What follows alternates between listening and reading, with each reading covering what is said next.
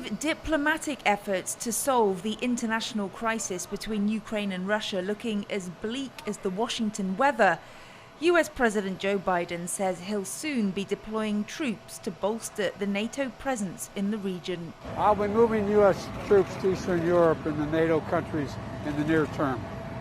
Not a lot. Such a deployment would be significant politically as well as militarily. Russia's top diplomat Sergei Lavrov maintains it does not want to start a war with Ukraine. But a new assessment from the Pentagon warns that Russia is now positioned to go beyond a limited incursion. Russia has been deploying forces to Crimea and along Ukraine's border, including in Belarus. It has progressed at a consistent and steady pace involving tens of thousands of Russian troops. And it is being supported by increased Russian naval activity in the northern Atlantic and the Mediterranean Sea.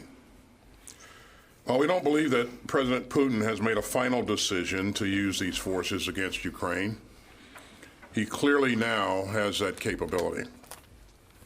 And there are multiple options available to him.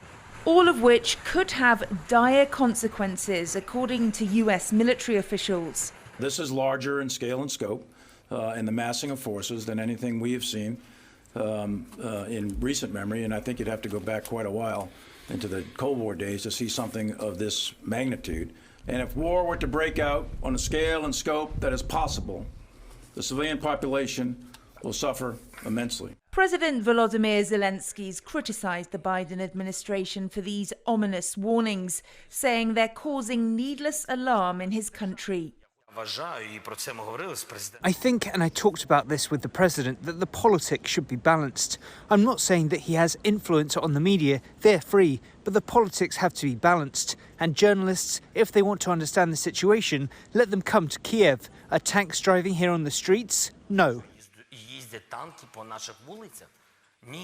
Some scholars say Zelensky is in a difficult position. Part of him wants to please the United States and escalate, but then when the United States got carried away with it, he himself gets scared, his public gets scared, so he's absolutely correctly said, calm down. But, United States, unfortunately, is going to milk Ukraine. They were milking Ukraine since 2014. This is the history. Now they use Ukraine for their Trump gate, impeachment tribe. Now they, use Ukraine for building up NATO, and they will continue to do that.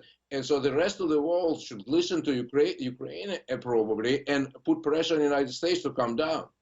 Diplomacy has so far failed to resolve the standoff on Russia's border with Ukraine.